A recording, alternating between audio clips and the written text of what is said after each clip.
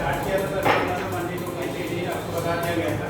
ठीक है, टू का मतलब आपका टाइम देना तो कोऑर्डिनेट बेटा को दूसरे के चेंज होते हैं, तो इसमें हम क्या करते हैं कोलैबोरेट करते हैं। ठीक, ये पहले को लेटर की पूरी मोशन अब आपके तो कोऑर्डिनेट में change with respect to time, then क्या मोशन स्टार्ट टू डायमेंशन। अब यहाँ पे पहला हम लेते हैं, फिर दो पार्ट में पढ़ेंगे अपने यहाँ। एक आपने पढ़ा होगा प्रोजेक्ट है, दूसरा पढ़ा होगा सर्कुलर।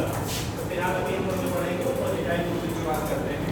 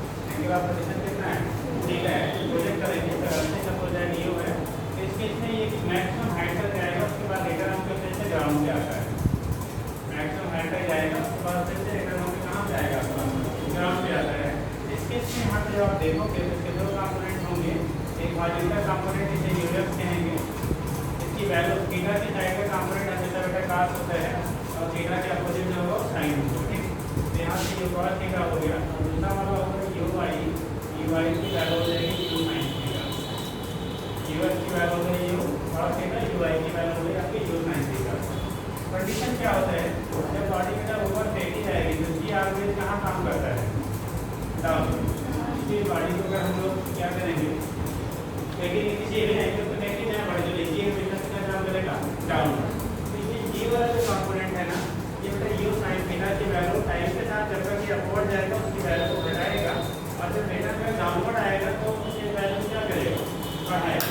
जी का जो रोल है अपवर्ड जर्नी में मोशन का अपोज करना, डाउनवर्ड जर्नी में मोशन को क्या करना सपोर्ट करना। यानी कि जो ऊपर की तरफ जाएगा तो वेलोसिटी की वैल्यू को घटाएगा जो साइन थीटा को, और जब हाईएस्ट पॉइंट से नीचे आना शुरू करेगा तो वेलोसिटी की वैल्यू को क्या करेगा बढ़ाएगा। लेकिन तो हमारा हॉरिजॉन्टल डायरेक्शन में देखो हम लोग ऑब्जर्व करते हैं तो एयर फ्रिक्शन यानी कि हवा के द्वारा लगने वाला जो घर्षण बल होता है ना उसे जीरो माना जाता है। क्या सीधा करेंगे आप जीरो, एयर फ्रिक्शन की वैल्यू हम लोग जीरो लेंगे। तो इस कंडीशन में इस डायरेक्शन में देखो कोई भी कंपोनेंट रोकने वाला ना है और ना ही इसका कोई सपोर्ट करने वाला है। यानी कि हॉरिजॉन्टल कंपोनेंट जो होता है कई बार उससे पूरा किया गया है this component of velocity will be remain constant during projectile motion. Hindi में बेटा ये परसेंट में प्ले का कौन सा बदलता नहीं है तो उस कंडीशन में आपका कौन सा रिमेन सेम रहेगा, ये कॉस थीटा यानी इनसे पहले के क्षैतिज घटक हॉरिजॉन्टल कंपोनेंट, ठीक। और जो वर्टिकल कंपोनेंट होता है ये sin थीटा, इसकी वैल्यू में टाइम के साथ आपकी चेंज होगी, जैसे जैसे ऊपर जाएगा इसकी वैल्यू बढ़ती जाएगी। देखिए हाईएस्ट पॉइंट पर पहुंचेंगे हम लोग, कहाँ पे पहुंचेंगे, highest, this is the maximum height. तो हाईएस्ट पॉइंट जो आपका होगा जो वर्टिकल कंपोनेंट मान लो यहाँ पे वी वाई ले रहे हैं, वी वाई की वैल्यू किसी बॉडी पे जब वर्टिकली आप प्रोजेक्ट करेंगे ना तो तब तक अपवर्ड जाएगा जब तक उसकी वर्टिकल वेलोसिटी जो है वो जीरो ना हो जाए। जैसे हमने इसको फेंका वर्टिकली, फेंकली कब तक जाएगा ऊपर, जब तक इसकी वेलोसिटी अपवर्ड डायरेक्शन वाली जीरो नहीं होगी। कैसे करना है बोलो, ठीक है। इधर हमने फेंका, ये तब तक ऊपर गया था जब तक अपवर्ड जो कंपोनेंट था वो जीरो नहीं हो जाए, जीरो हो गया फिर कहाँ हासिल हो गया, नीचे की तरफ आना शुरू हो। तो जब फेंका तो कहाँ गया, अपवर्ड तब तक गया हाईएस्ट पॉइंट तक जब तक उसकी वेलोसिटी आपकी जीरो नहीं हो गई, फिर से वो कहाँ पे आके डाउनवर्ड आ गया, ठीक। तो कंडीशन क्या हो गया, ऐसे ही इसको प्रोजेक्ट करेंगे बेटा, ये तब तक अपवर्ड डायरेक्शन में जाएगा, ठीक। जब तक इसकी वेलोसिटी का वर्टिकल कंपोनेंट आपका जीरो नहीं हो जाता है, तो वर्टिकल कंपोनेंट जीरो हो जाएगा फिर ये क्या करेगा, बीटा को ग्राउंडिंग से इस तरफ आना स्टार्ट कर देता है, ठीक। कंडीशन होगा इस पॉइंट पे यानी कि वर्टिकल जो वेलोसिटी है वो जीरो हो जाता है। हॉरिजॉन्टल कंपोनेंट क्या होगा बेटा, इस पोजीशन पे जो Vx होगा हॉरिजॉन्टल कंपोनेंट की वैल्यू जो होती है तो हमेशा क्या होगा, ये cos थीटा, इसकी वैल्यू पूरी जर्नी में आपकी चेंज नहीं होती है। बोला जाता है कि कौन से कंपोनेंट चेंज नहीं होगा, तो आप बोलो कि हॉरिजॉन्टल कंपोनेंट जो वेलोसिटी का होता है पूरी जर्नी से रिलेटेड कांस्टेंट रहेगा, उसकी वैल्यू आपको चेंज नहीं होती है, ठीक। जब अगेन ये कहाँ पे आएगा, ग्राउंड पे आएगा, ग्राउंड पे जस्ट पहुँचने से पहले की क्या हम बात करते बेटा, टच करने के जस्ट पहले की बात की जाती है, तो बोल देते हैं लोग ग्राउंड ही, ठीक।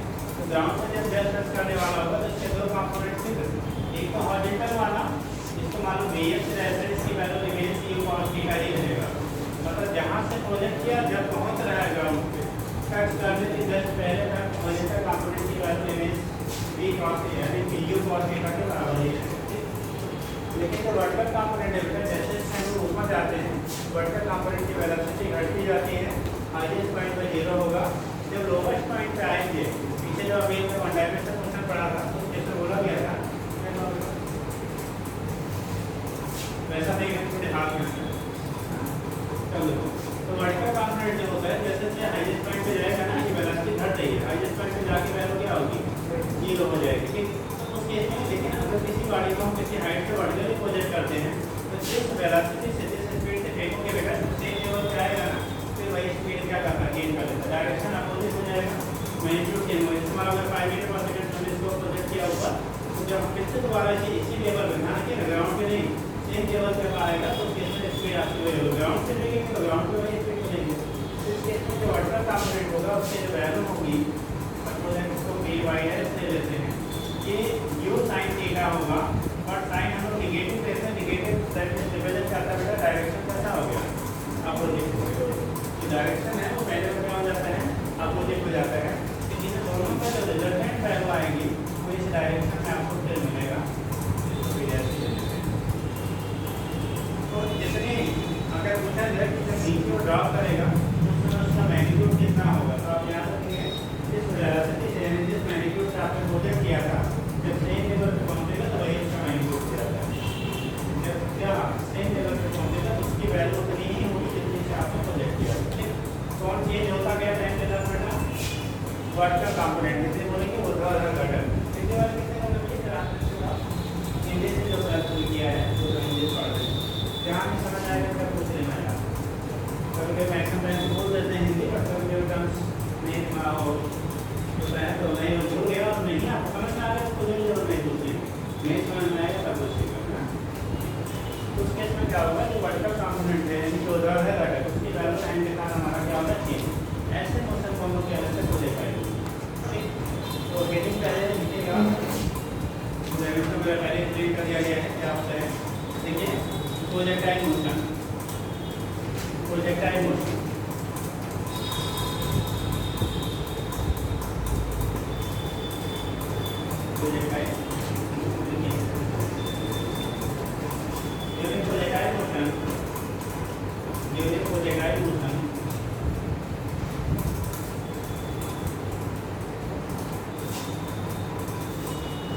component of position vector of position vector, two component of position vector will be changes, two component of position vector will be changes with respect to time, with respect to time,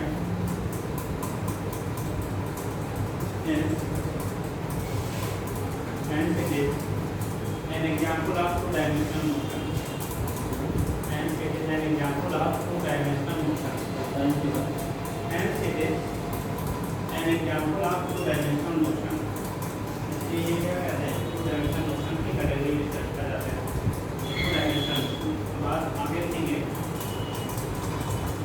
projectile motion आ रहा, projectile motion आ रहा।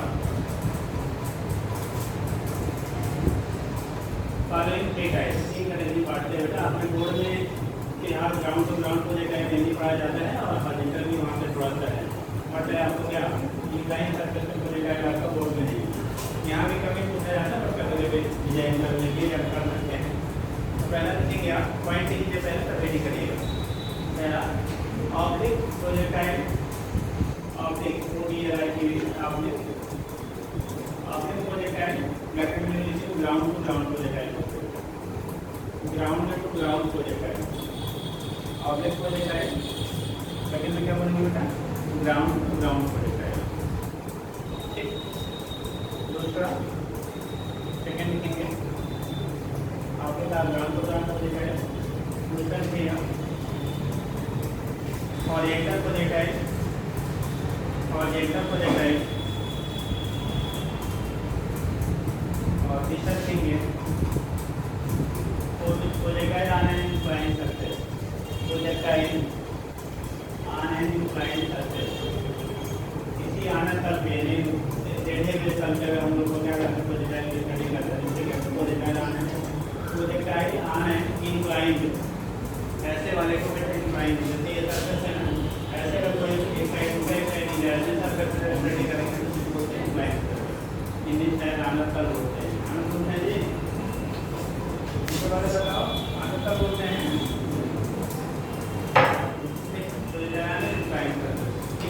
ये condition आपका होता है। यहाँ से हम लोग दिखा देंगे कि आप कैसे कंडीशन आएगा।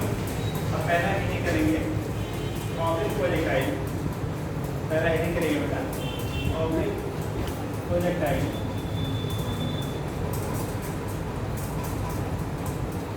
ऑब्लिक प्रोजेक्टाइल ये इसे तो दूसरा नाम क्या दिया? Ground to ground projectile. मतलब हम यह सरफेस से देखते हैं या सरफेस से आगे दोबारा ग्राउंड टू ग्राउंड प्रोजेक्टाइल भी कहते हैं। देखो आपने प्रोजेक्टाइल के लिए बेटा हमेशा एंगल ऑफ प्रोजेक्शन तो होना चाहिए। ये सबके लिए नहीं है, ये ग्राउंड टू ग्राउंड प्रोजेक्टाइल की स्टडी है। हॉरिजॉन्टल में तो हॉरिजॉन्टल हम लोग देखते हैं। ठीक, तो अगर हम लोग क्या ग्राउंड टू ग्राउंड प्रोजेक्टाइल की बात करते हैं तो उस कंडीशन में आपको एंगल ऑफ प्रोजेक्शन 0 और 90 के बीच में आएगा। और 0 से बड़ा हो और 90 से क्या हो, 90 से सीधा सीधा चला जाएगा, सीधा जाएगा तो सीधा ही आएगा। तो सिर्फ डायमेंशन क्या देंगे तो नहीं होगा। 0 में हॉरिजॉन्टल देंगे, लुढ़का दे देंगे तो लुढ़का हो जाएगा, तभी पास पे जाएगा तो भी आपका वन डायमेंशन का एग्जाम्पल हो जाएगा। तो वहाँ पे क्या देखेंगे हमें टू डायमेंशन के लिए कितना कितना है थीटा की जो वैल्यू होनी चाहिए 0 और 90 के बीच में। अगर आप प्रोजेक्ट करेंगे तब जो प्रोजेक्टाइल होगा उससे हम लोग टू डायमेंशन क्या एग्जाम्पल होगा। और ये कैटेगरी होगी हमारी प्रोजेक्टाइल मोशन की। ठीक, तो लिखिएगा ऑब्लिक प्रोजेक्टाइल। एक यही कॉन्सेप्ट एक चीज़ और सबसे बता दो, अगर हम बेटा ग्रेविटी फ्री स्पेस में चले जाए, कहाँ चले जाए? ग्रेविटी फ्री स्पेस में चले जाए उस समय किसी बॉडी को आप प्रोजेक्ट करिए थीटा एंगल पे, तो उसका क्या पाथ प्रोजेक्टाइल पैराबोलिक होगा या नहीं? अगर ग्रेविटी फ्री स्पेस में आप चले जाते हो और वहाँ पे थीटा की वैल्यू क्या है मालूम नहीं, 0 और 90 के बीच में किसी एंगल पर हम लोग देखते हैं, प्रोजेक्ट करते हैं, उस कंडीशन में आपका जो मोशन होगा प्रोजेक्टाइल होगा या नहीं?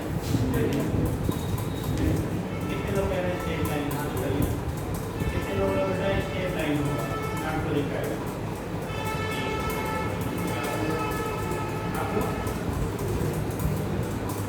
अगर हम लोग ग्रेविटी फ्री स्पेस में किसी ऑब्जेक्ट को प्रोजेक्ट करें तो थीटा एंगल पे, तो क्या उसका मोशन क्या प्रोजेक्टाइल होगा या नहीं, या पाथ उसका पैराबोलिक होगा या नहीं, प्रक्षेप प्लस पे उधर निकलेगा या नहीं?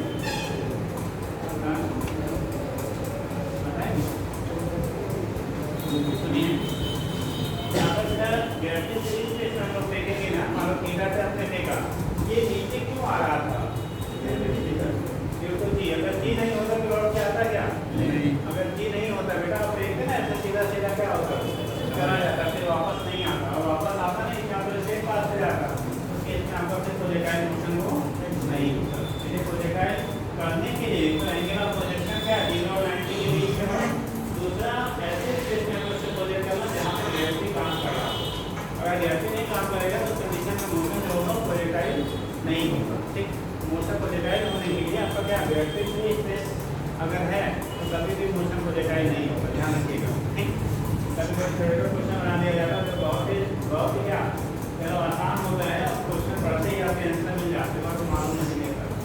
ठीक, बाकी न्यूमेरिकल वाला तो अगर टेढ़ा है तो करना ही करना पड़ेगा। ठीक है, पर जो थ्योरेटिकल होते हैं वहाँ से आप टाइम बचा सकते हो अगर आपको पहले से मालूम है तो। कंडीशन ये हो गया बेटा, क्या लिख रहे थे?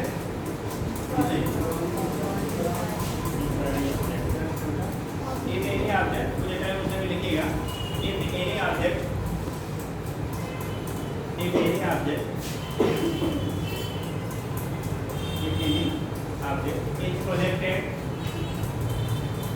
if any object is projected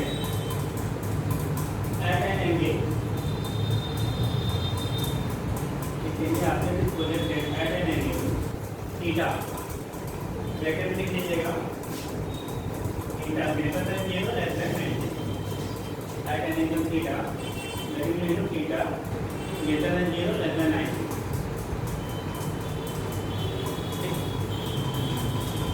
at an angle theta then एक minute, if any object is projected under gravity का नहीं projected at an angle theta, ठीक, under gravity कर लीजिएगा, under gravity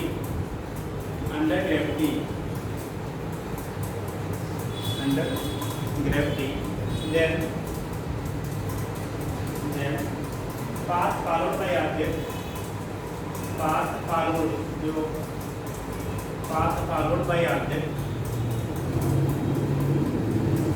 will be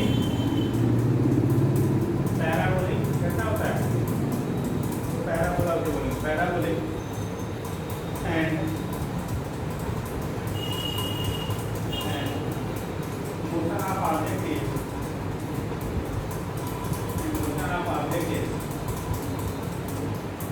क्या कहलाएगा? Projectile. Motion of object is projectile. ऐसे बना लीजिए डायग्राम और उसके बाद पॉइंट इन माइंड में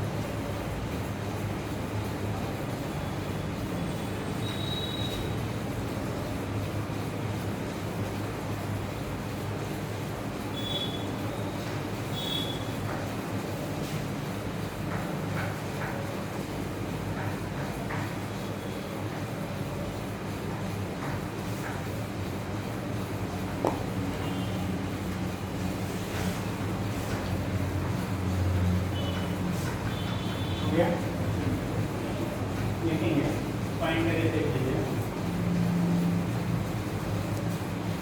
ड्यूरिंग प्रोजेक्टाइल मोशन, नीचे पॉइंट वाइज नोट कर लीजिए। During projectile motion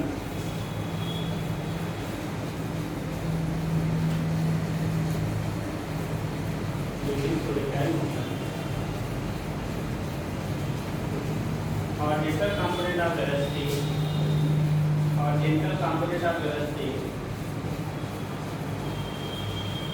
will be remains constant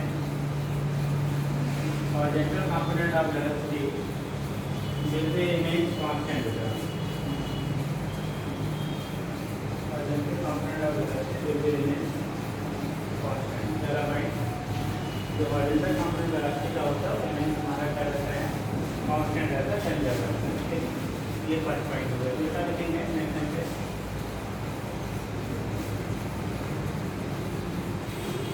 projectile motion,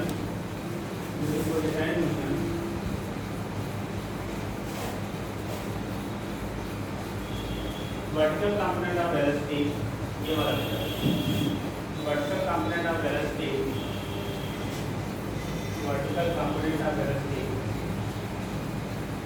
will be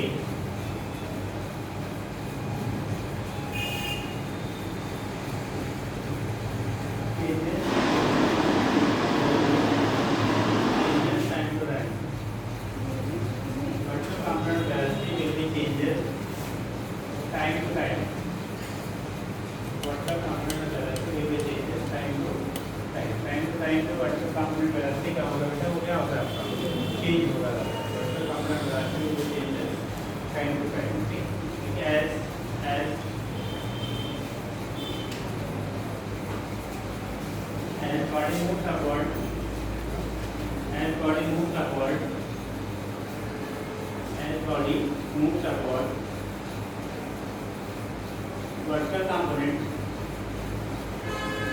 as body moves upward, vertical component decreases,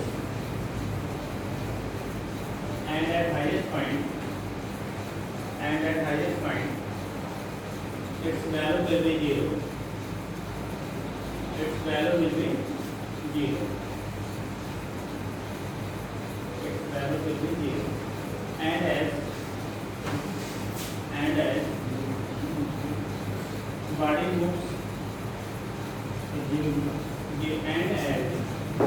moves downward, vertical component of velocity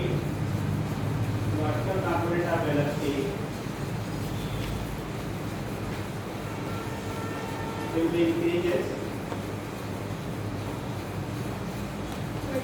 Component of velocity will be increases,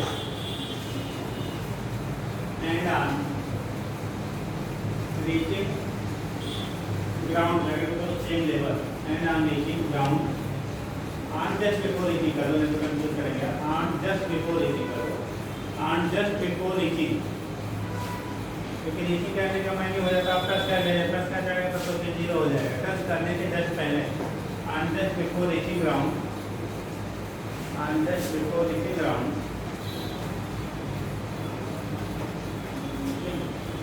vertical component will be equal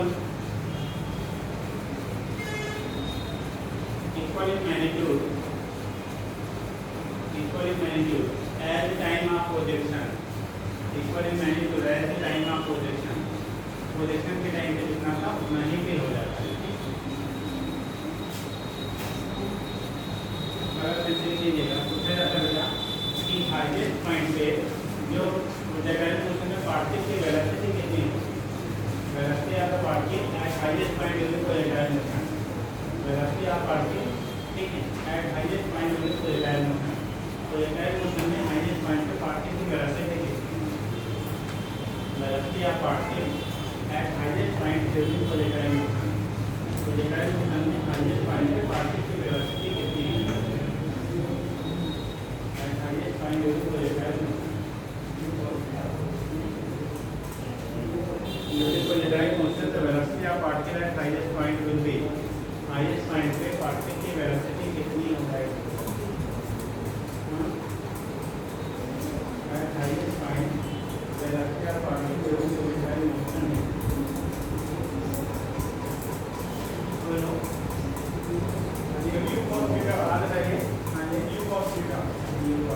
zero वाले कितने होंगे? Zero ये ध्यान रखो, काम के ऊपर आना चाहिए. जीरो वाले ये साइन ऐसे यहाँ पे ऊपर ये cos थीटा वाले कितने लोग हैं? ये cos थीटा. और जीरो वाले दो भाई ये साइन थीटा वाले. आपके पास मान लो 2 पॉकेट है, पैंट पहन रखी है, 2 ही कंसीलर करना है. एक में 500 रुपये, दूसरे में 500 रुपये. मार्केट गए 500 रुपये आप क्या मार्केटिंग कर दिया, ठीक, तो कौन हमारा पॉकेट खाली हो गया? मतलब राइट वाला हमने खर्च किया तो राइट वाला खाली हुआ कि लेफ्ट वाला? और खाली को कितने पैसे बचे? तो 0 की 500. क्यों 500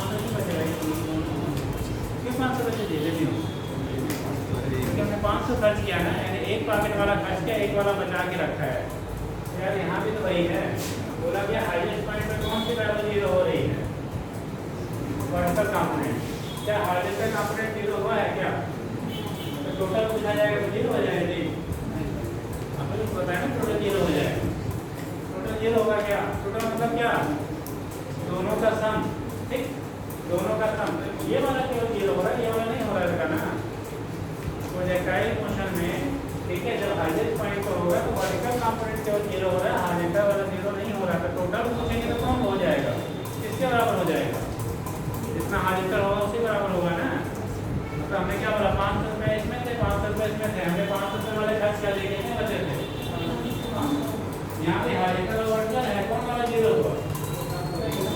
जी नहीं सर, हमने टोटल पूछा है, वर्टिकल से पहले पूछे, वर्टिकल खा चुके हैं हमने। टोटल पूछा है, टोटल वेलोसिटी, ठीक है, एट द हाईएस्ट पॉइंट, ये पूछा है ना। आप सुनने का बड़ा बात करते हैं, ठीक। टोटल जो वेलोसिटी होगी हाईएस्ट पॉइंट में बेटा, वो किसके बराबर होगा? यू cos थीटा, मतलब जो हॉरिजॉन्टल कंपोनेंट है उसके बराबर है। एक बदलता कौन है? वर्टिकल वाला। और हाईएस्ट पॉइंट वर्टिकल कितना हो गया आपका? जीरो हो गया। तो जीरो हो गया तो बचा कौन? हॉरिजॉन्टल वाला बचा ना। तो टोटल वेलोसिटी क्या हो जाएगा? बराबर। तो कलर कैसे लिखिएगा? ड्यूरिंग प्रोजेक्टाइल मोशन, जो वर्टिकल मोशन कहते हैं हम लोग, सुन लो बेटा, बड़ा कंफ्यूजन होता है, आप चलो गलत करके आते हैं। जैसे हाईएस्ट पॉइंट पूछते हैं, हाईएस्ट पॉइंट पे जीरो जब हम वर्टिकली किसी बॉडी को फेंकेंगे ना, तब टोटल वेलोसिटी जीरो हो जाएगी। जब प्रोजेक्टाइल मोशन कराएंगे तो हाईएस्ट पॉइंट पे वेलोसिटी जो होगी वो हॉरिजॉन्टल कंपोनेंट के बराबर होगी। तो लीजिएगा, during projectile motion, during projectile motion,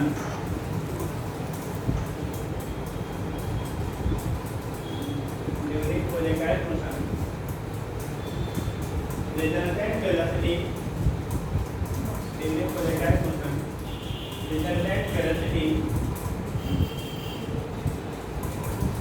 resultant velocity at highest point, resultant velocity at highest point will be u cos theta, will be u cos theta,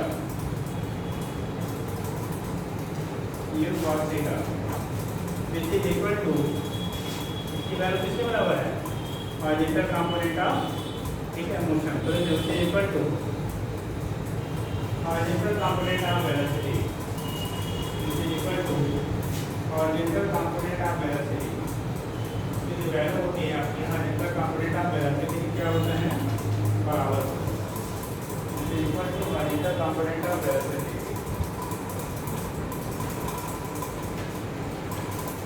हो गया? चलिए ना, समझ गए? अब हमें तो पूछा जाता है जैसे बोर्ड वाले थोड़ा सा प्रूफ भी करना होता है।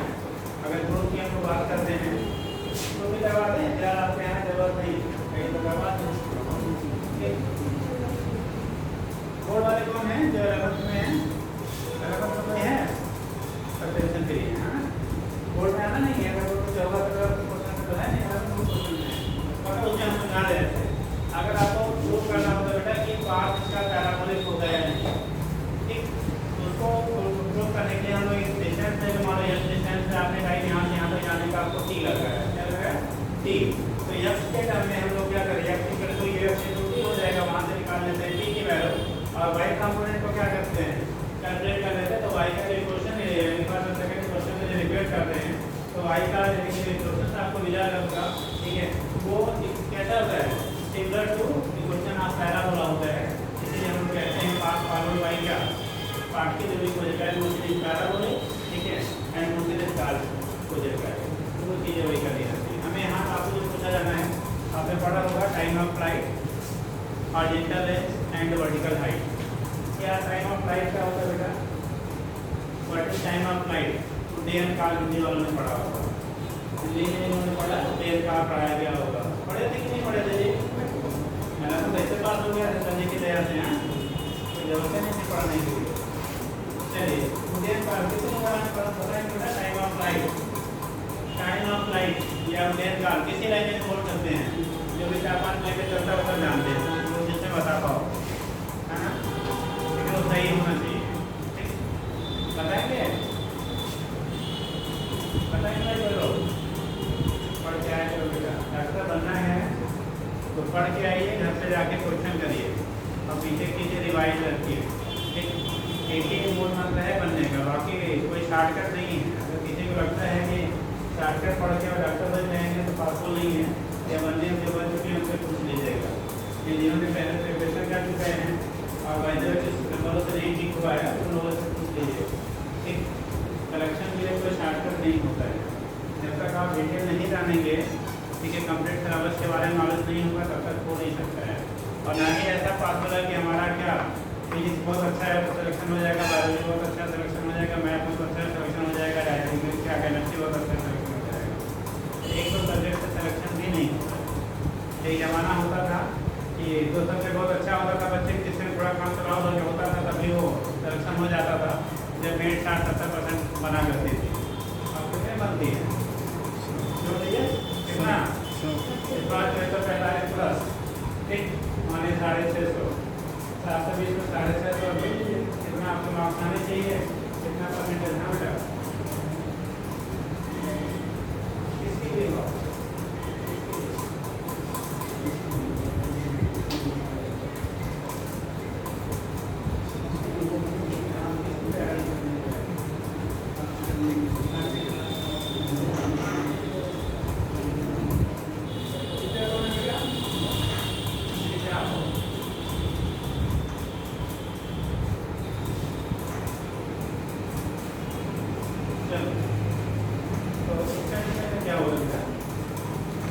यहाँ पे तो थोड़ा सा चीज़ें को पढ़ के आइए कि पढ़े तो ऐसा नहीं कि पढ़े तो हम ना पढ़े तो हम हो जाए। आप पढ़े हैं, अच्छी बात है, जानते हैं, वो भी अच्छी बात है कि उससे और ज़्यादा जानना है तभी सिलेक्शन होगा। क्योंकि अगर सिलेक्शन होगा पूरा हर चीज़ जानते होते तो हो गया होगा, अगर नहीं हुआ तो कहीं ना कहीं कुछ कमियाँ हैं जिसको हमें दूर करना है। ठीक है, जितना भी आप जानते हैं उसको आपको बढ़ाना है, जितना जानते हैं उतना बढ़ाना। सात सबकी बात बताओ, कितने लोग 720 में 720 पढ़ेंगे? हाँ, बेहोश हो जाएंगे। कितने लोग बेटा? 67 स्टूडेंट हैं, बढ़ते हो चाहे जैसे भी नहीं कहा जा सकता, बट वो तो क्या फुल आउट को पाए हैं, मतलब 720 में 720 पाया उन्होंने, तो चाहे जैसे पाया वो तो आपकी बात तो कोर्ट और क्या तो डिपार्टमेंट देख रही क्या है क्या नहीं है, बट यह उनको मिला। ठीक, जैसे इससे पहले भी एक दो बार पाए हैं लोग, लेकिन एक तो धक्के पाए थे, अब तुम्हारा सीरीज ही पा गए हैं। ठीक, तो फिलहाल अगली बार ऐसा नहीं होगा, अगली बार पाएंगे तो नहीं पाएंगे, इतना नहीं बात होना है। ठीक, बट ये है कि जो मेरे लिए यह गई है हमारे आपको कहने की जरूरत जाएगी नहीं। ठीक है, इसलिए इतना मेहनत करिए कि फिर कहीं घटनाएं ऐसी हो तो फिर भी आप बाहर ना जाए। ठीक है, इसलिए तो उसके लिए आपको अभी से करना पड़ेगा। तो दिसंबर से पढ़ना शुरू करते हैं। ठीक, तो बोर्ड की परीक्षा नहीं बेटा 2 महीना पढ़ लेंगे और 80% आ जाएगा। ठीक, तो इसलिए यहाँ पे आपको रेगुलर अभी से पढ़ना पड़ेगा, जाकर करता है। चलिए सर, तो हमको लिखेंगे बेटा टाइम ऑफ फ्लाइट, कोई बताया नहीं? टाइम ऑफ फ्लाइट बताएंगे, हिंदी वालों ने पढ़ा होगा उड्डयन काल। चलो हम बताते हैं, कथा काली सुनने कहाँ से चलेगा, इसलिए पढ़ के आइए सब। और सबकी किताबों में लिखा कोई ऐसे लोग नहीं है फिर इसके जो इस लेवल पे जल्दी हो चाहे बोर्ड की हो चाहे जो भी जहाँ पे ना लिखा हो, है ना। लेकिन CRT सबसे पतली बुक मानी जाती है, उसमें भी लिखा है ना, लिखा है बेटा, पढ़ के आओ। ठीक, चलिए देखें, टाइम ऑफ फ्लाइट होता है द टाइम टेकन ठीक है बाय द पार्टिकल ठीक at the position of projection to कहाँ पे reaching ground, this time interval is called time of flight. मतलब जिस पोजीशन से आपने बेटा प्रोजेक्ट किया और जहाँ पे आगे वो पहुँच रहा है। ठीक, इस पूरे टाइम का जो ड्यूरेशन होगा, टाइम इंटरवल जो होगा, उसे हम लोग कह रहे थे टाइम ऑफ फ्लाइट। मतलब total time taken by the particle जो projectile motion is called time of flight. Total time जो आपका होगा उसे प्रोजेक्टाइल मोशन में उससे बता देते हैं टाइम ऑफ फ्लाइट कहते हैं। कितने लोग का फार्मूला मालूम है टाइम ऑफ फ्लाइट का फार्मूला? हाँ जी, साइंस क्या भाई ये बताया उन्होंने। अब कितने लोग याद आ गया, किसने बताया बताया याद आया? मैं जैसे बताया था आप यही बताने वाले थे, दूसरा है यही देखो निकालते कैसे बेटा, ये मैक्सिमम हाइट हमारी है 6 मीटर, जैसे हम दिखा लेंगे, और जिसका लेंथ को आर से दिखाते हैं, और यहाँ से यहाँ तक जाने का जो टाइम होता है टोटल क्वांटिटी से कैपिटल टी से दिखा देते हैं। अब यहाँ थोड़ा सा कंसीडर करेंगे, इस पोजीशन से प्रोजेक्ट कर रहे हैं, इस पोजीशन तक आपका पार्टिकल आ रहा है, यहाँ से प्रोजेक्ट किया यहाँ तक आ रहा है। अगर जितने टाइम में पहले यहाँ से मान लो इसे ओ ले लिया, इसे ए ले लिया और इसे बी ले लिया, ओ ए बी, ओ से ए तक पार्टिकल को जाने में जो टाइम टेकन होगा उतने में ही ए से कहाँ पहुँचेगा, बी तक पहुँचेगा। ठीक, ओ से ए तक जाने का जो टाइम टेकन होगा वही आपका क्या ए से बी तक जाने का टाइम टेकन होगा।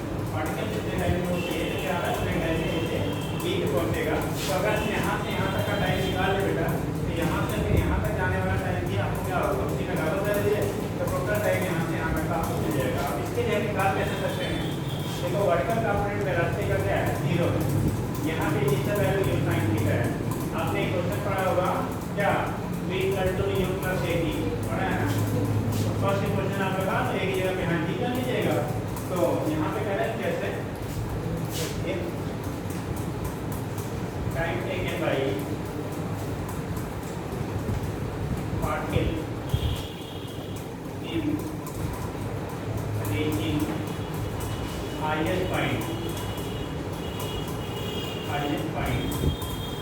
is small t। अगर टाइम टेकन जो है हाईएस्ट पॉइंट तक जाने का स्मॉल t हो बेटा, तो आप फार्मूला लगा दो, v y कट होगा u y minus G T.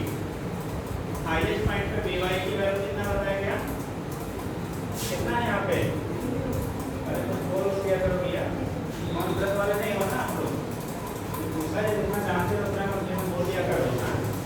We Y की वैल्यू कितनी है, यू वाई की वैल्यू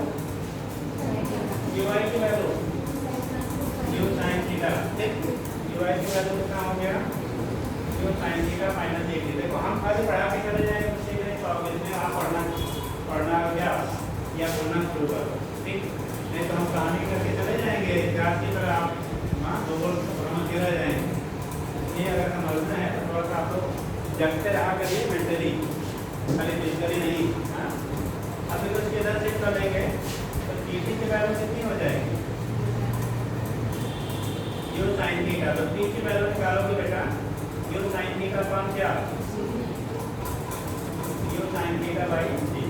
एक ही क्वेश्चन हमने बना लिया कि जो टाइम है वो से ये मतलब पोजीशन ऑफ प्रोजेक्शन से लेके हाईएस्ट पॉइंट जाने का टाइम आपका स्मॉल टी है।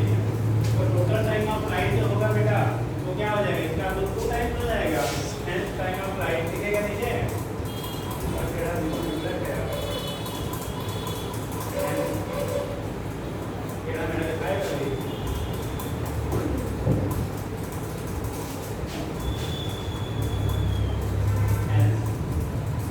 Time of flight. अभी डिफाइन करने का देखिएगा, टी की वैल्यू जो होगी 2 × स्मॉल टी के बराबर होगी, टी की वैल्यू है you sine theta upon T, तो वैल्यू आ गया 2 यू साइन थीटा अपान कितना जी के बराबर हो गया। तो टाइम ऑफ फ्लाइट जो आ गया तो 2 यू साइन थीटा बाई क्या होगा जी, मतलब देखिए आप पार्टिकल वगैरह प्रोजेक्ट करेंगे बेटा थीटा एंगल से यू के रास्ते से, तो अब सेम लेवल कंडीशन है, ध्यान रखना, सेम लेवल पे अगर वो पार्टिकल आके ड्रॉप कर रही है तो उसका जो टाइम ऑफ फ्लाइट होगा 2 यू साइन थीटा बाई जी के बराबर होगा। तो देखिएगा टाइम ऑफ फ्लाइट मैच करें कि नहीं, अभी चलिए है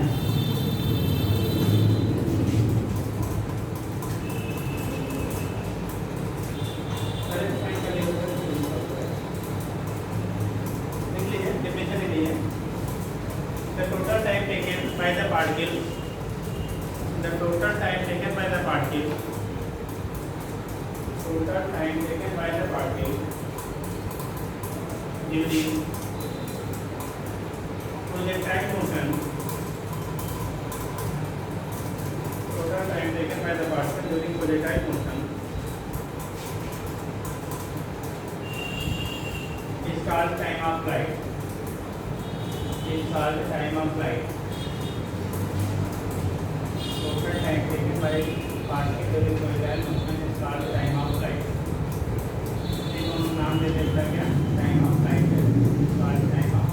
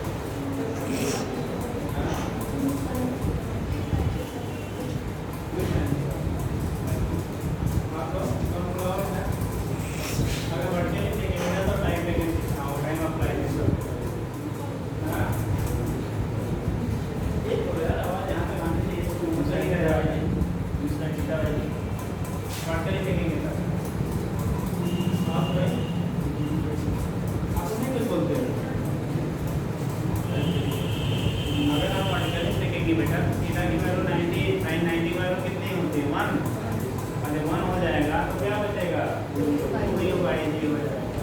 ठीक, इस लेना है क्या थीटा इक्वल टू 90 डिग्री। फिलहाल जब 90 देखेंगे तो प्रोजेक्टाइल नहीं होगा, ध्यान रखिएगा। ठीक, और टाइम लेंगे तो होगा theta equal to 90 degree, t की वैल्यू आ जाएगी 2u/g, और ये मैक्सिमम वैल्यू होता है किसी बॉडी का। किसी भी ऑब्जेक्ट अगर यू एक्सिस देख रहे हैं तो मैक्सिमम टाइम ऑफ फ्लाइट कितना होगा 2u/g के बराबर होगा, जब से वर्टिकल अगर किसी बॉडी को वर्टिकली आप प्रोजेक्ट करेंगे तो उस केस में टाइम ऑफ फ्लाइट की वैल्यू मैक्सिमम होगी, पहले 2u/g की है। आगे देखेंगे ये तो कंडीशन हो गया हमारा टाइम ऑफ फ्लाइट। दूसरा लिखिएगा, सेकेंड लिखिएगा हॉरिजॉन्टल लेंथ। हॉरिजॉन्टल लेंथ देखते हो सारा हो गया।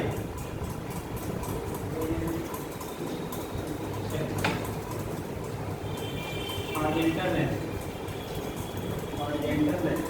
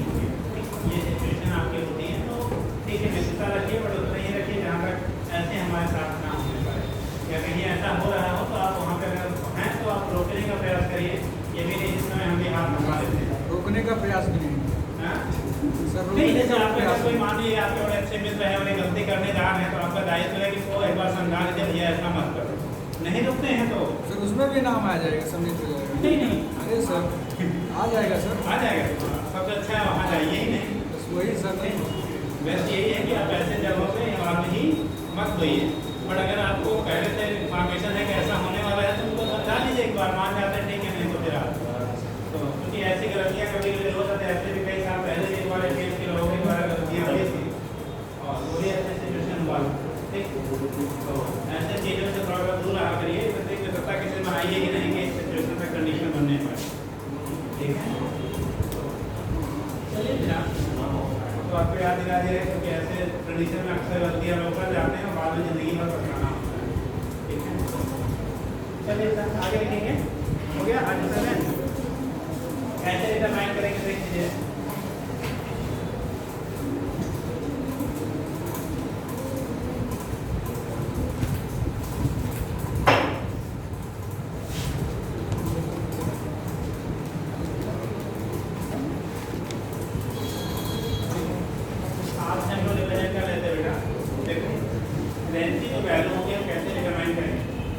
यहाँ से यहाँ तक का टाइम आपने निकाल लिया, टाइम ऑफ फ्लाइट आपने निकाले तो ये साइन थीटा बाई ए, ठीक। और आपको नीचे वेलोसिटी भी मालूम है, अगर स्पीड मालूम है, टाइम मालूम है, तो ऐसे कर दो ये भी तो नहीं कर सकते हैं।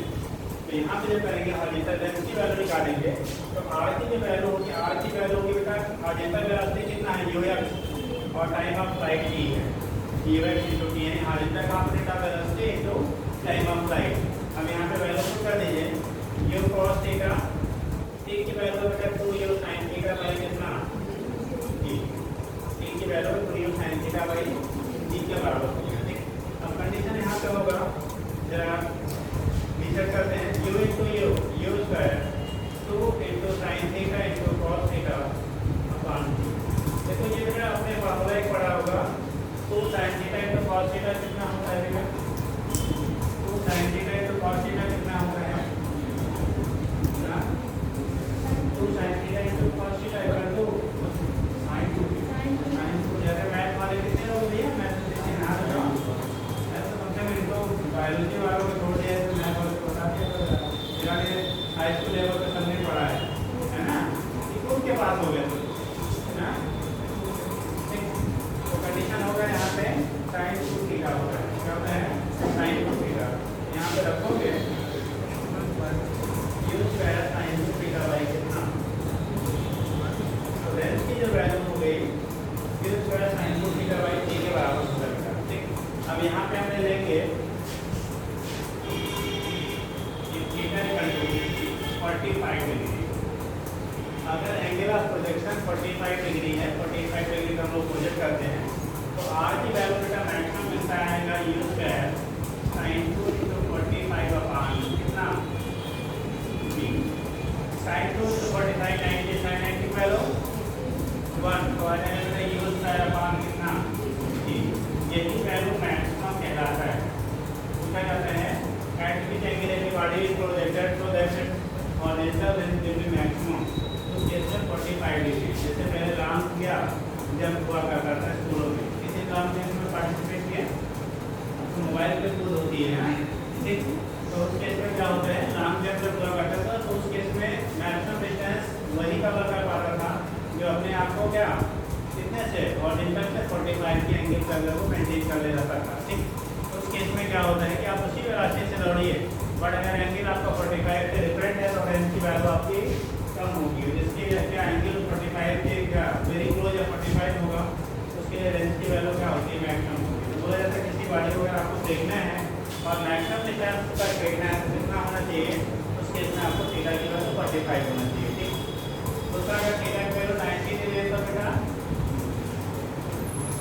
अगर थीटा की वैल्यू 90 लेने से फिलहाल उसको डेटा ऐसा नहीं जाएगा पर रेंज को निकाल ही सकते हैं, ये हो जाएगा u square sin 2 into 90 upon बेटा t और sin 2 into 90 मतलब sin 180, sin 180 की वैल्यू कितनी होती है हाँ 0, sin 180 कितना हो जाएगा 0 हो जाएगा बेटा, और 0 होने का मीनिंग क्या होगा रेंज की value 0।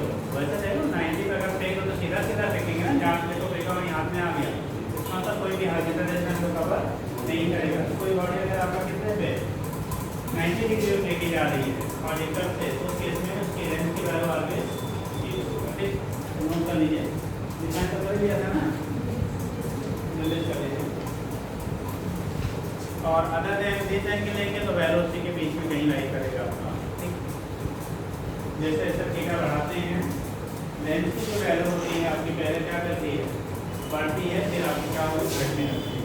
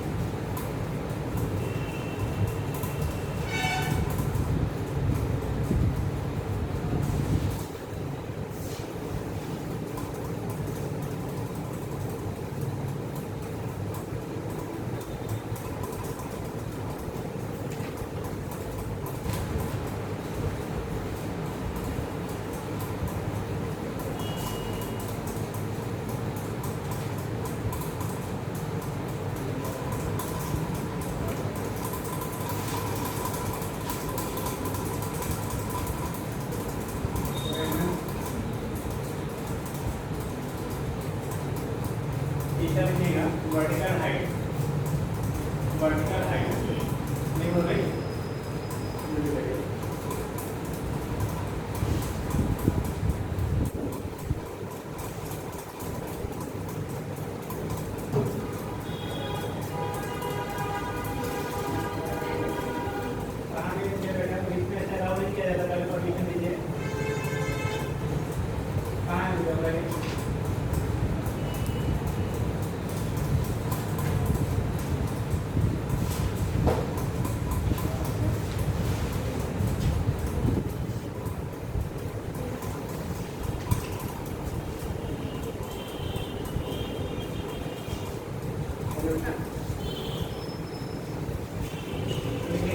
Vertical height.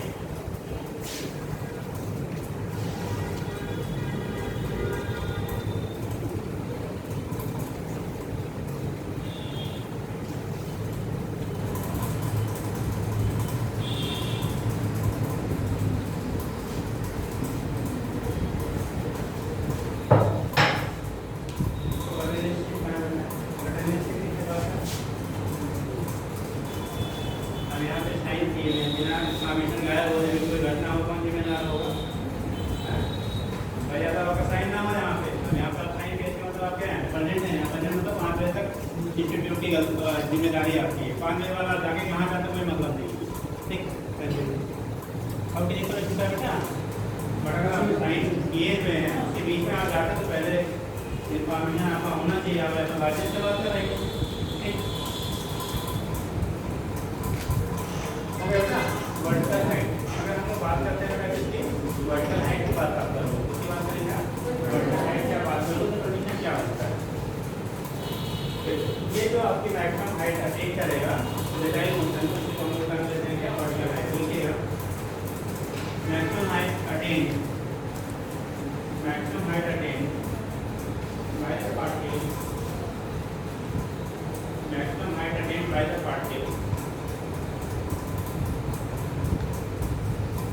Maximum height attain bye the particle during projectile motion, during projectile motion is called vertical height.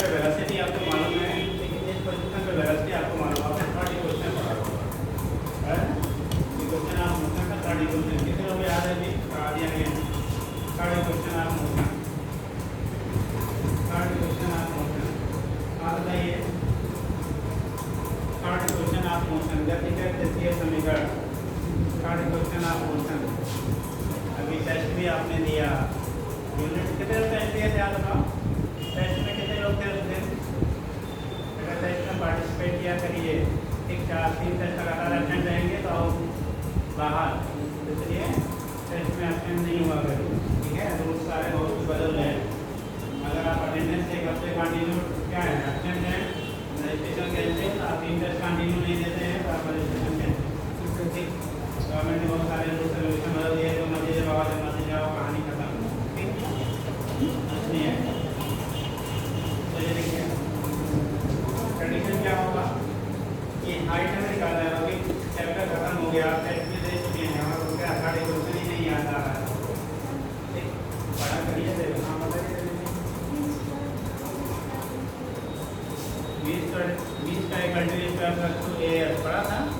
Vertical motion करेंगे तो 20 का equal to square plus 2 g s हम लोग कर देते हैं। अगर डाउन अपवर्ड जा रहा है तो जी का साइन निगेटिव, डाउनवर्ड आएगा तो जी का साइन पॉजिटिव दे देंगे। ठीक, तो यहाँ पे रखेंगे क्या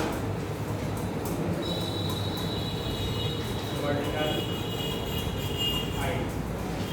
वर्टिकल हाइट क्या होते हैं, यस, वर्टिकल हाइट क्या है आपका, यस है। ठीक, उस कंडीशन में क्या होगा कि अगर आपको वर्टिकल हाइट की बात की जा रही है तो यहाँ पे जब आप डिटरमाइन करेंगे, ठीक, तो क्या होगा, देखो dy square equal to ey square upward जा रहा है। हम लोग अपवर्ड देख रहे हैं तो साइन थीटा क्या ले लेंगे, नेगेटिव, ये टू a इनटू h। इसको dy की वैल्यू देखो हाईएस्ट पॉइंट पे 0 मिला है, इक्वल टू ey की वैल्यू है 0 sin थीटा का whole square minus 2gh। 2gh पे इधर सेट करो, प्लस हो जाएगा, ये होगा u square sin square theta आएगा बेटा। यस, तो इतना आया, इधर बोर्ड साइड में पड़ा है। इसकी वैल्यू आप निकालोगे u square sine square theta upon कितना, 2g के बराबर। बेसिक इक्वेशन हो गया, s equal to u square sine square theta upon 2g। s की वैल्यू हो गई u square sine square theta upon कितना, 2g के इक्वल हो जाएगा। ये के साथ का हो गया, s की वैल्यू जो यहाँ से दिखाएंगे तो वैल्यू हो गई u square sine square theta upon 2g। आगे आप देखोगे ये जो वैल्यू हमें मिल रही है तो हाइट की वैल्यू कितनी होगी वो आपने निकाला, हाइट की वैल्यू कितनी होगी वो आपने फाइंड आउट कर लिया। अब कब मैक्सिमम होगा, जैसे वहाँ लिखा था, एक बार यहाँ ले लीजिए ये थीटा इक्वल टू 90 डिग्री। अगर थीटा की वैल्यू कितनी है, 90 डिग्री, थीटा इक्वल टू कितना है, 90 डिग्री है, तो उस केस में आप रखोगे यहाँ पे एस की वैल्यू आएगा u स्क्वायर साइन 90 का स्क्वायर अपान 2g, और साइन 90 वैल्यू 1 होता है, 1 का स्क्वायर करेंगे 1, 1 से मल्टीप्लाई करेंगे उतना ही रह जाएगा बेटा। इसकी वैल्यू आपकी आ जाएगी u स्क्वायर अपान 2g। ये मैक्सिमम वैल्यू है, ये कौन सी वैल्यू है बेटा, maximum value. Maximum value height का तब होता है जब हम परपेंडिकुलरली क्या करेंगे, ड्रॉ करेंगे। ठीक, मतलब आपको अगर क्या हाई जंप गेम में पार्टिसिपेट करते हैं तो केस में आपको क्लोज टू 90 एंगल पे अगर आप 90 पर गेट नहीं कर पाएंगे तो जरूर के करना पड़ेगा, तो वेलोसिटी नहीं रहेगी। तो क्लोज टू जितना 90 आपका एंगल होगा, ठीक, उतनी ही आपको हाइट जो अटेन होगा उसकी वैल्यू ज़्यादा है। जितना क्लोज टू 90 आप लेंगे उतना ही हाइट अटेन की वैल्यू क्या होती है, लार्ज होती है, ज़्यादा होती है। तो यहाँ से हम लोग रिप्रेजेंट कर लेते हैं, एस की वैल्यू होगी u square upon 2g maximum. और अगर हम लोग 90 ले लेंगे बेटा, तो अगर 90 का 45 ले लेंगे तो देखो एस की वैल्यू आएगा u स्क्वायर साइन 45 का whole square upon 2g। Sign 45 की वैल्यू 1/√2 u स्क्वायर इंटू 1/√2 का स्क्वायर अपान 2g। इसका स्क्वायर करोगे 2 हो जाएगा, ठीक, और 2 कहाँ आ जाएगा, y में, तो साइन की वैल्यू करेंगे h equal to u square upon 2g। Value आएगी जो एस की वैल्यू u स्क्वायर अपान कितना हो जाएगा, 4g के बराबर।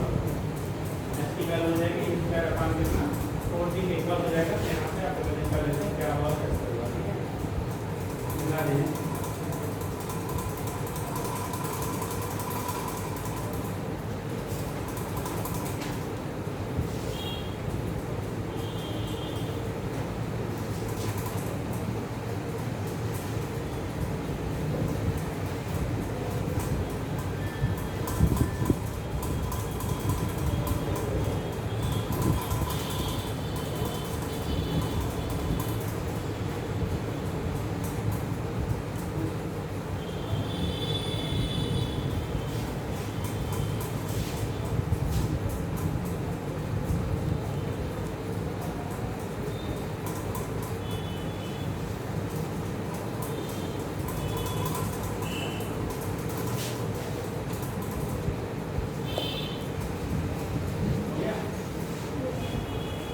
क्या करनी बेटा, क्वेश्चन देख लीजिए।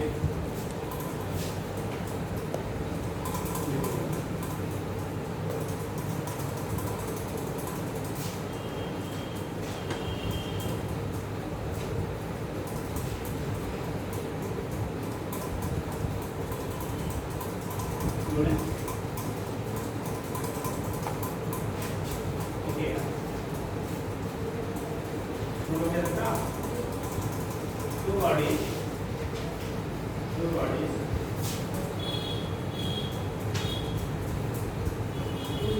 ऐसे करो, ये बॉडी का पूरे एक ही ये बॉडी इज प्रोजेक्टेड,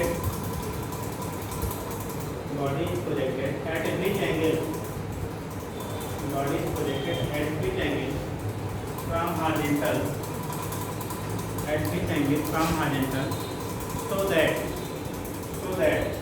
पहला कंडीशन बोल रहा है बेटा फर्स्ट, किसी बॉडी को कितने एंगल से प्रोजेक्ट किया जाए जिससे पहला पॉइंट यस की जो वैल्यू है वो r/2 के बराबर, दूसरा s की वैल्यू r/4 के बराबर, पहला s की वैल्यू r/2 के बराबर हो, दूसरा s की वैल्यू r/4 के बराबर, और बनाना चाहेंगे तो s इक्वल टू r भी कर सकते हैं, जितनी जो होगी s इक्वल टू पहला कर लो r, दूसरा s इक्वल टू r/2, तीसरा कर लो s इक्वल टू r/4। इस एंगल पे किसी बॉडी को हॉरिजॉन्टल से प्रोजेक्ट किया जाए कि उसका जो हॉरिजॉन्टल रेंज और वर्टिकल हाइट है उनमें ये रिलेशन हो, यानी कि पहला h जो है वर्टिकल हाइट हॉरिजॉन्टल लेंथ के बराबर हो, दूसरा वर्टिकल हाइट हॉरिजॉन्टल लेंथ का आधा हो, तीसरा वर्टिकल हाइट हॉरिजॉन्टल लेंथ का 1/4। एक हम बता दे रहे हैं जो सबसे मोस्ट वांटेड वाला है, जो बार बार पूछे जाते हैं, ताकि हम लगाइएगा। ठीक, देखो कैसे करते हैं।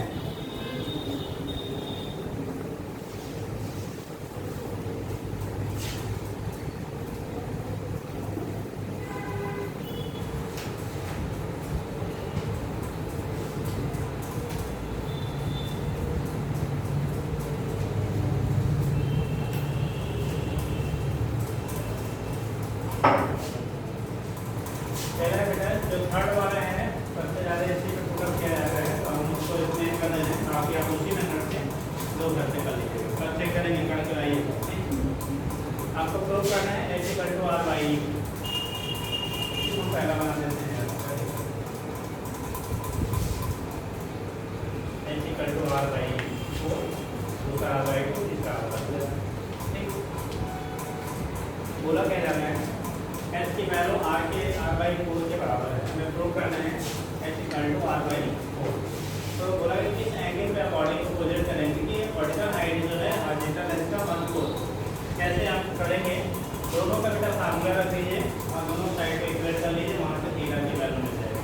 देखो कैसे h के लिए फार्मूला पढ़ा हम लोगों ने u square sin square theta upon 2g, length का फार्मूला हमने पढ़ा u square sin 2 theta by g, u square cancel और g भी cancel, sin square theta by 2 equal to इधर sin 2 थीटा है बेटा, फिर से दोबारा हम लीव रैक कर देंगे, जैसे वहाँ पे full sin theta cos theta equal to sin 2 theta लिखा था ना, इसका एक बार दोबारा क्या करिए कन्वर्ट कर लीजिए उसी में, ये हो जाएगा 2 sin थीटा इनटू cos, देखो एक sin थीटा, एक यहाँ से क्या होगा पावर घट जाएगा, कट जाएगा, तो बचेगा इधर एक sin थीटा बचेगा ना, और ये क्या होगा नीचे की तरफ आ जाएगा। ठीक, तो कंडीशन क्या हो रहा है आपका, ये y4 था, अभी y4 बचा है, ये y4 था ना इसका, यहाँ 4 हम लिखते चले, अब ये है कितना 4 बचा हुआ है। अब इसको क्या करेंगे, यहाँ से इसको इधर शिफ्ट कर लीजिए, तो बचा हमारा sin theta upon cos theta equal to ये 2 बचा 4 अपान 4 मतलब कितना 1, sin बाई cos क्या होता है tan theta equal to 1, tan का थीटा की वैल्यू 1 किसके लिए होती है, tan किसकी वैल्यू 45 के लिए, tan 45 के लिए बेटा तो आपका वैल्यू होगा 1 आता है, तो that is tan theta equal to tan 45। ठीक, तो थीटा इक्वल टू कितना हो जाएगा 45 डिग्री, यानी कि अगर किसी बॉडी को हॉरिजॉन्टल से 45 डिग्री पे आप प्रोजेक्ट करेंगे, if anybody is projected at angle 45 degree from horizontal, then horizontal length will be 4 times of vertical height. इससे क्या होगी बेटा, अगर किसी भी वस्तु को किसी भी पार्टिकल को 37 से 45 डिग्री के एंगल पे आप देखोगे तो उसका जो हॉरिजॉन्टल लेंथ होगा, जो हॉरिजॉन्टल डिस्टेंस कवर करेगा, वो वर्टिकल हाइट का 4 गुना होता है। हॉरिजॉन्टल लेंथ कितना होता है 4 टाइम, अगर इसका कर दो देखो r इक्वल टू 4 हो जाएगा 25 हो गया, या उल्टा कह लीजिए h की वैल्यू हॉरिजॉन्टल लेंथ का ही होगी 4 होता है। ठीक, नोट कर लीजिए, बाकी दो आप निकालेंगे, दोनों बाकी निकालेंगे तो यहाँ पे पर्टिकुलर कर लीजिए तो theta equal to tan inverse के टाइम आपको लिखना पड़ेगा। थीटा इक्वल टू वहीं ठीक जैसे यहाँ पर डिफाइन हो गया ना, 1 मिला तो मिल गया, और वहाँ पे ऐसे वैल्यू न्यूमेरिकल नहीं मिलेगा आपको, सीधे sin थीटा इक्वल टू जो भी आएगा theta equal to tan inverse कर लीजिएगा, वही आंसर हो जाता है।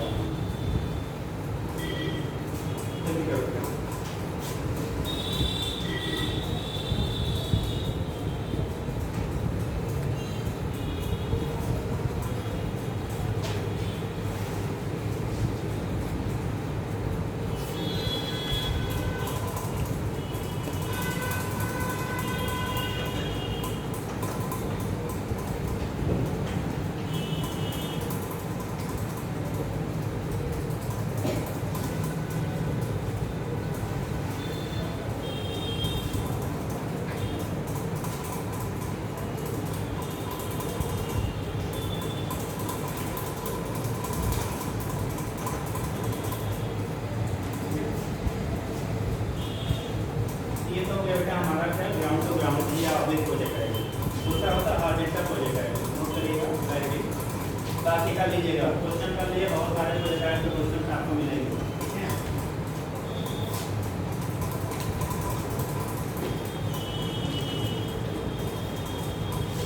नेक्स्ट ये हार्वेस्टर प्रोजेक्ट है, नेक्स्ट ये करो बेटा हार्वेस्टर प्रोजेक्ट है।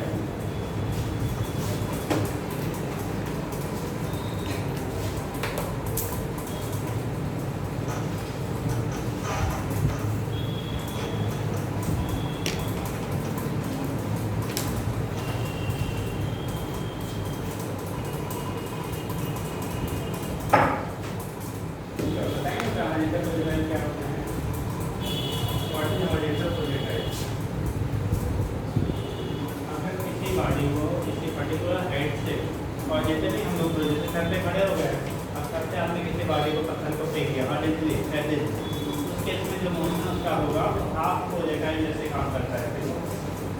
जैसे हमें बेटा यहाँ पे एक साइड ले लिया है पर्टिकुलर, अब यहाँ से अगर एक बाल को अपने हॉरिजॉन्टली यू वेलोसिटी से फेंका, कितने से फेंका, यू वेलोसिटी से आप फेंका, तो क्या ये सीधा जाएगा, क्योंकि तो ठीक वजह से आगे जाके क्या करेगा, डाउन होगा। तो उस कंडीशन में क्या करता है, यहाँ से चलेगा बेटा कहीं जाके, ये भी क्या करेगा, ग्राउंड से डाउन करेगा, ठीक। अब देखो दोनों में डिफरेंस क्या हुआ, जब आपने इसको प्रोजेक्ट किया, यहाँ पे वर्टिकल कंपोनेंट वेलोसिटी की क्या होगी, हमने हॉरिजॉन्टली फेंका, वहाँ पे जब फेंका तो ये कंपोनेंट वर्टिकल भी मिला था, बट अभी जब हॉरिजॉन्टली फेंकोगे यानी क्षैतिज में फेंकेंगे तो वर्टिकल कंपोनेंट उसमें 0 रहेगा, ठीक। अगर जैसे मान लो ये है, अगर हम यहाँ से इसको पुश कर रहे हैं तो धक्का में तो क्या करेगा, आगे जाके गिरेगा, लेकिन जब यहाँ से हमने पुश किया तो हॉरिजॉन्टल वेलोसिटी दिया है ना, वर्टिकल फ्लो करें 0 है, तो वर्टिकल कंपोनेंट की वैल्यू क्या होगी आपकी, 0 होगी। जब 0 होगा बेटा तो यहाँ से ui की वैल्यू कितनी होगी, 0 होगी।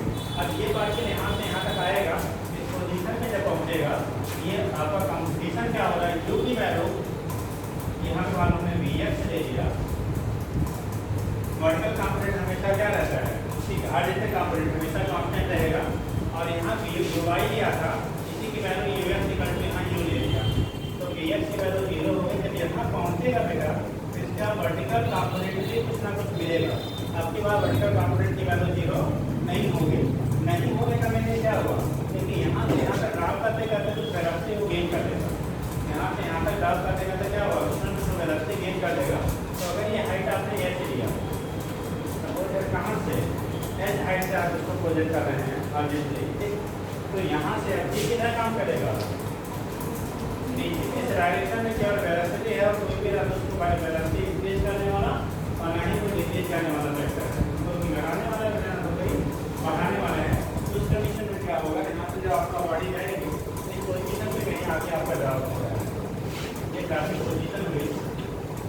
तो हमें यहाँ पे रिजल्टेंट वेलोसिटी इतनी चीज निकालनी, एक तो यहाँ से यहाँ तक आने का टाइम देंगे, ठीक। दूसरा कितने हॉरिजॉन्टल एक्स की वैल्यू कितनी डिस्टेंस पे जाके यहाँ से ड्रॉप करेगा, उसकी वैल्यू में निकालनी पड़ती है। और तीसरा हो सकता है जब ये यहाँ जस्ट टच करने वाला होगा, इसका फाइनल वेलोसिटी कितना हो जाएगा, रिजल्टेंट वेलोसिटी कितना होगा जब वो ग्राउंड को जस्ट टच करने वाला होगा, ठीक।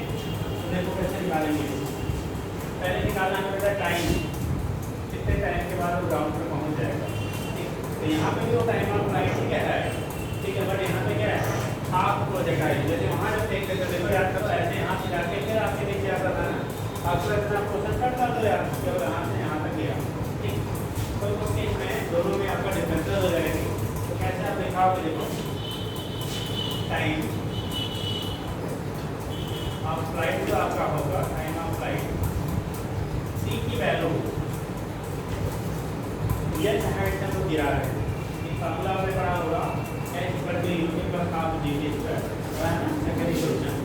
ठीक, तो एच की जो वैल्यू होगी नीचे अगर आप निकालना चाहेंगे तो निकाल दिएगा, लिखें लिखते हैं तो एच बराबर होगा U I T plus half G T square. U I की वैल्यू तो जीरो है, ये factor zero plus half into T square equal to H. यहाँ से टी स्क्वायर की वैल्यू निकालोगे, एक बार मल्टीप्लाई होगा 2h अपान जी, टी की वैल्यू निकालोगे तो 2h बाई जी के बराबर। तो 2h बाई क्या हो जाएगा, जी के इक्वल हो जाएगा। तो यहाँ से दिखा देते हैं टी की वैल्यू को 2h बाई जी के इक्वल है, इसके बेस पर आपका representation equal to 2h by g equal to 2h by क्या होगा। ये आपको यहाँ से यहाँ तक आने का करंट लेकर मिल गया। इतने टाइम में जो भी बॉडी का आपने प्रोजेक्ट किया है वो नीचे पहुँच जाएगा। दूसरा, कितने दूरी पे जाके गिरेगा, कितने डिस्टेंस पे आपको जाके गिरेगा, उसको कैसे देखेंगे। तो हार्टिकल लेंथ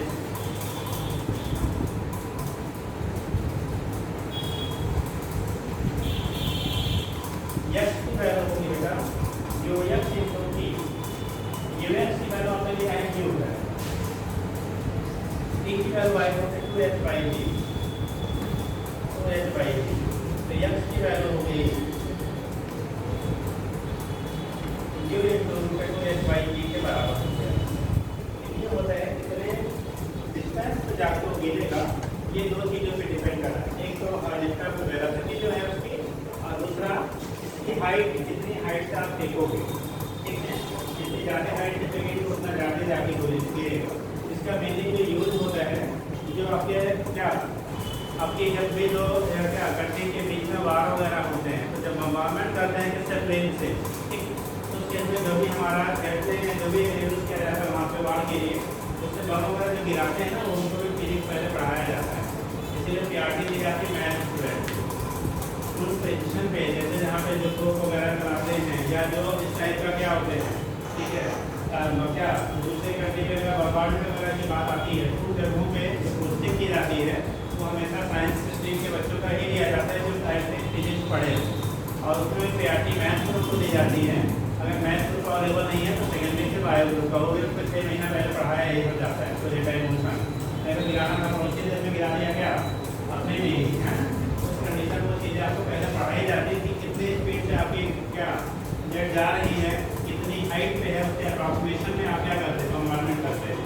इसलिए आप देखते हो कभी कभी गिराते हैं, गिरना था कहीं और गिर जाता कहीं, तो किधर उधर पे स्टार वगैरह में नहीं आइडेंटिफाई हो पाता है, उस केस में एग्जैक्ट पोजीशन पे नहीं गिर पाता। दूसरा, अभी देखो बहुत देश के बहुत सारे एरिया में क्या बाढ़ आई हुई है, तो गवर्नमेंट क्या करता है, फूड पैकेट वगैरह ऊपर हेलीकॉप्टर से क्या करती है, ड्रॉप करवाती है। जहाँ पे कन्वेंस फैसिलिटी एकदम खत्म हो गई है, कहीं से रोड से नहीं जा सकते हैं, तो हेलीकॉप्टर वगैरह में जो फूड पैकेट वगैरह जो भी रिक्वायर्ड की चीज़ें हैं वो ऊपर से गिराई जाती है।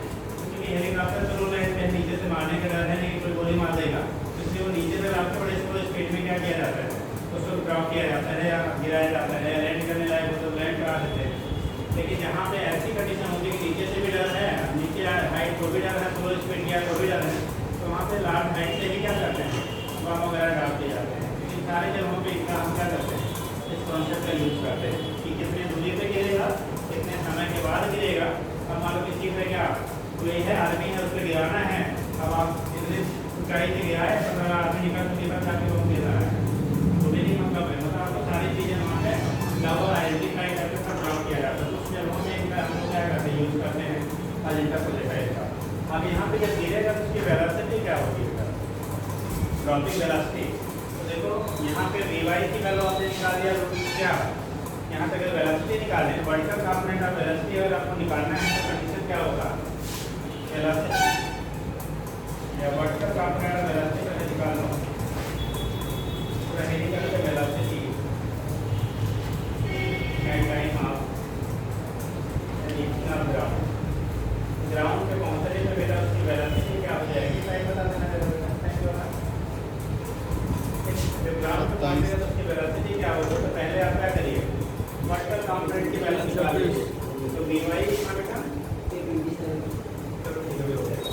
वाई स्क्वायर इक्वल टू हो जाएगा v y square plus 2 v square equal to v square plus 2 a s पड़ा है ना, तो v y square equal to v y square plus 2 g s हो जाएगा।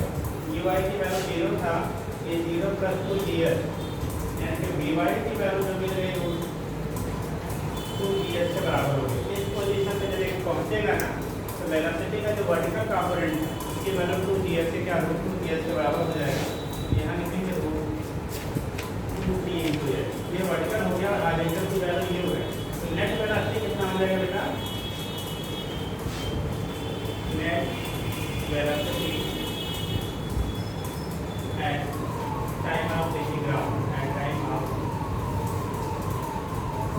रीचिंग ग्राउंड, ग्राउंड पे पहुंचने पर नेट वेलोसिटी कितना होगा? तो v की वैल्यू होगी, आपने पढ़ा होगा दो अगर 90 डिग्री के एंगल पे दो वेक्टर्स होते हैं तो रिजल्टेंट क्या निकालते हैं? स्क्वायर रूट के क्या होता है? बराबर होगा। तो कंडीशन क्या करेंगे हम लोग? सम ऑफ स्क्वायर रूट, तो v स्क्वायर v की वैल्यू रिजल्टेंट आएगा रूट bf स्क्वायर प्लस कितना? p by square. bf की वैल्यू बेटा u, bf की वैल्यू x है बेटा, ये वैल्यू कितना है? u, ये होगा u स्क्वायर प्लस इसकी वैल्यू रूट 2 gs इसका whole square, square root cancel होगा तो नेट वैल्यू आएगी u स्क्वायर प्लस कितना? 2 gs। तो v की वैल्यू जो रिजल्टेंट होगा ये under root u square plus 2 gs से क्या हो जाएगा? बराबर होगा। v की value resultant under root u square plus 2 gs से इक्वल होगा जब आपका ऑब्जेक्ट कहाँ पे? ग्राउंड तक पहुँचने वाला होगा। ठीक है जरा, और जैसा प्रोजेक्टाइल आपने लिखा था, देखिए ये पहले ऑब्जेक्ट, ये पहले ऑब्जेक्ट इस प्रोजेक्टेड, ये पहले ऑब्जेक्ट इस प्रोजेक्टेड काम है, ये पहले ऑब्जेक्ट इस प्रोजेक्टेड काम है स्पेसिफिक हाइट, काम है स्पेसिफिक हाइट, स्पेसिफिक मतलब निश्चित ऊंचाई से specific height with an initial hological velocity, with an initial hological velocity u, then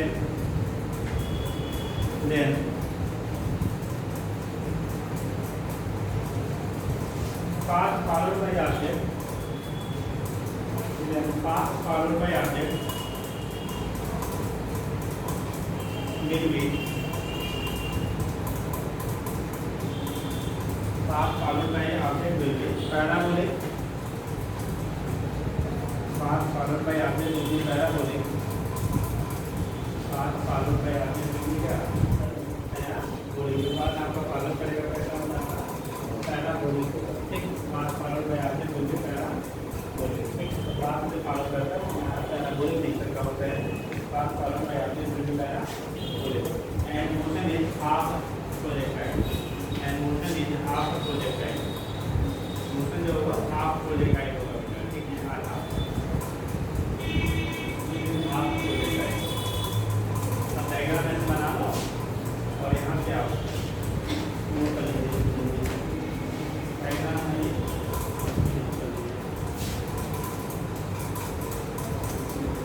जाएगा।